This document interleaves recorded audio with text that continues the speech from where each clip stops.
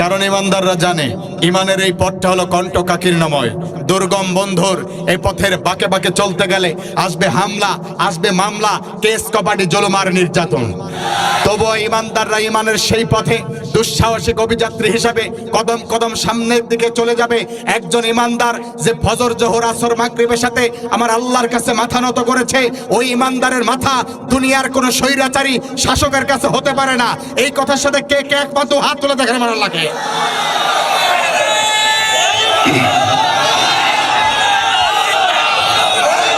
আল্লাহ কবুল করুক, বলেন আমিন। আরো জোরে বলেন আমিন। আল্লাহু আকবার স্লোগান আবার কষ্ট হয়ে গেল না তো? গতদিন এক চেয়ারম্যান সাহেব বলছে আপনাদের এলাকায় আলহামদুলিল্লাহ সব ভালো। আমার সাথে কথা হয়েছে। গতদিন এক চেয়ারম্যান সাহেব কয়েছে হুজুর এই আল্লাহু আকবারের তাকবীর টাকবীর দেয়া বন্ধ করুন।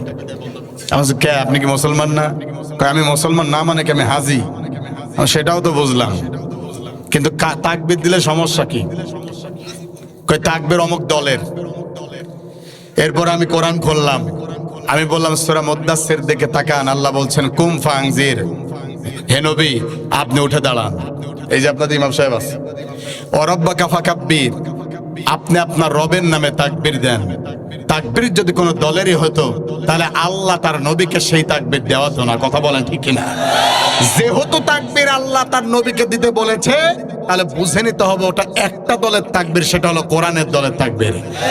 আর যেই দলের শুরুতে গেলে আল্লাহু আকবার বলা যায় না, আল্লাহর নামে স্লোগান দেওয়া যায় না, আল্লাহর নামে মিছিল দেওয়া যায় না, কোনো মুসলমানের বাচ্চার জন্য ওই দল করা হারাম, হারাম এবং হাঙ্গার। কথা বলেন ঠিক কিনা?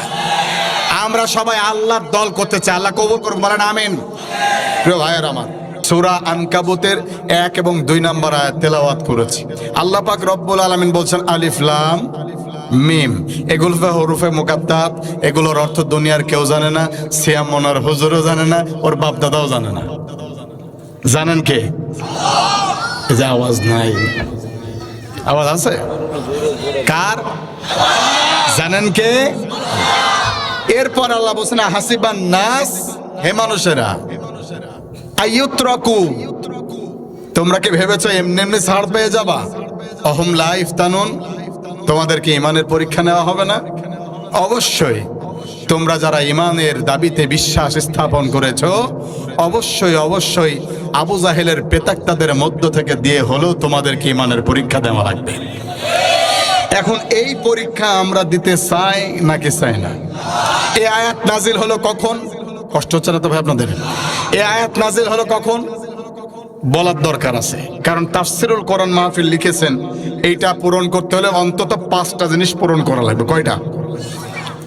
1 তেলাওয়াত, 2 অর্থ, 3 শানে নজুল, 4 ব্যাখ্যা, 5 শিক্ষা। সুবহানাল্লাহ বলেন। এই 5টা জিনিস যদি না থাকে, 4টাও যদি থাকে, তাহলে ওইটাকে তাফসির মাহফিল বলা যাবে না, কারণ 5টাই থাকা লাগবে সর্বনিম্ন। তো আমরা তো তাফসির করতে পারি না। আমাদের এক তাফসিরের গুরু ছিল, প্রিয় কোরআনের পাখি, তিনি বিদায় নিয়েছেন। তার মাধ্যমে যতটুকু আমরা শিখেছি, আল্লাহ যেন আমাদেরকেও সেই অনুযায়ী বাস্তবায়ন করার তৌফিক দান করেন, বলেন আমিন। সম্মানের প্রিয় ভাইরা, তাহলে এই আয়াত নাজিল হলো কখন? খেয়াল করেন, মক্কার বুকে আবু জাহেলের নির্যাতন যখন বেড়ে গেল, প্রথম অবস্থায় কালেমা পড়ল সুমাইয়া ইয়াসারের পরিবার।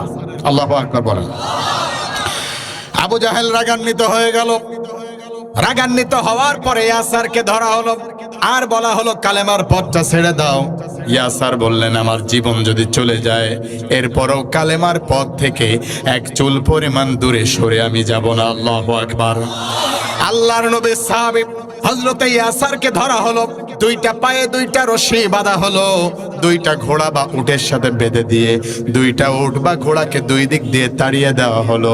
জীবন্ত মানুষ আল্লাহর নবীর সাহাবী হযরত ইয়াসার রাদিয়াল্লাহু তাআলা আনহু তল্লা বাঁশের মতো ফেড়ে 2 টুকরা হয়ে আলাদা হয়ে গেল। আল্লাহু আকবার।